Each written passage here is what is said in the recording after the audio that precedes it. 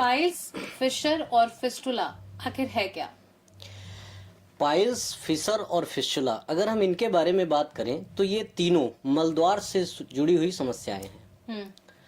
मलद्वार से जुड़ी हुई समस्याएं अगर हम जनरल बात करें तो आज के समय में अगर कोई भी गुदामार्ग से संबंधित बीमारी होती है तो जानकारी के अभाव में लोगों की जुबान पर सिर्फ एक ही शब्द आता है, वो है पाइल्स। लेकिन ऐसा सच नहीं है। चाहे पाइल्स हो, चाहे फिशर हो, चाहे फिस्टुला, ये तीनों अलग अलग बीमारियां हैं, इनके लक्षण अलग अलग हैं और इनका इलाज भी अलग अलग तरीके से किया जाता है।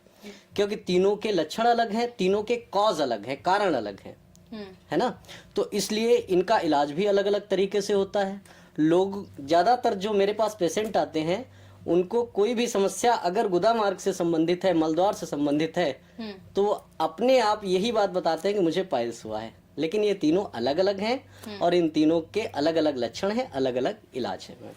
आपने कहा कि इन तीनों के कारण अलग हैं, इलाज अलग हैं, तो ये तीनों समस्याएं कैसे अलग हैं? मतलब अच्छा, तीनों में अंतर की अगर हम बात करें तो जो पाइल्स है, फिशर है, फिस्टुला है, अगर हम इनमें अंतर की बात करें तो जैसे पाइल्स है, पाइल्स में होता क्या है कि जो हमारा गुदा मार्ग है उसके निचले हिस्से में कुछ लंप्स जैसे, मस्से जैसे स्ट्रक्चर उभर आते हैं।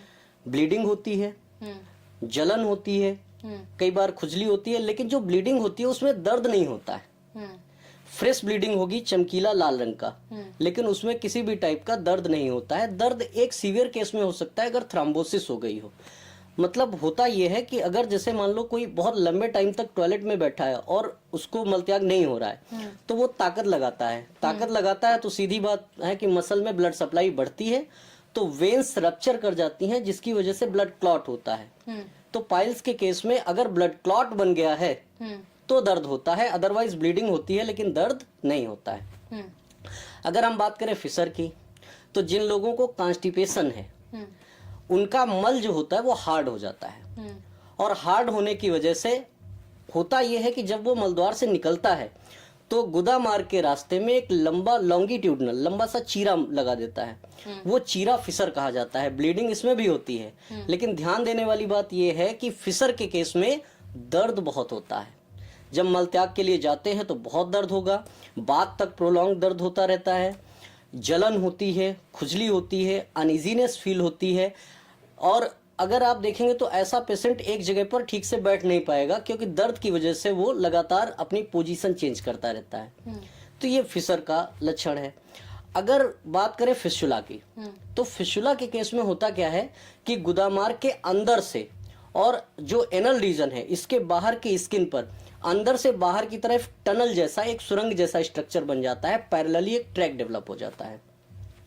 जब कभी भी मलत्याग के लिए जाते हैं तो चूंकि वो एक ट्रैक पैरेलल है तो उसमें कुछ मल के पार्टिकल फंस जाते हैं। ऑर्गेनिक मटेरियल है तो वो सड़ता है, और अगर वो सड़ेगा तो उसकी वजह से जब वो बाहर की तरफ जो ओपनिंग है, अगर हम फिस्टुला की बात करें तो बड़ा मजेदार चीज है क्योंकि फिस्टुला के बारे में बात करते टाइम इसमें बहुत कुछ है बात करने के लिए।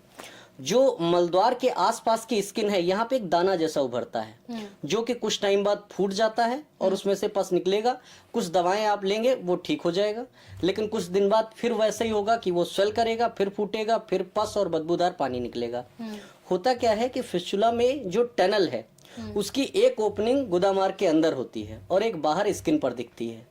तो वो जो इंटरनल ओपनिंग है जो अंदर है गुदामार्ग के, वो ठीक जब तक नहीं होगी तब तक फिस्टुला ठीक नहीं हो सकता। तो तीनों एक दूसरे से अलग हैं।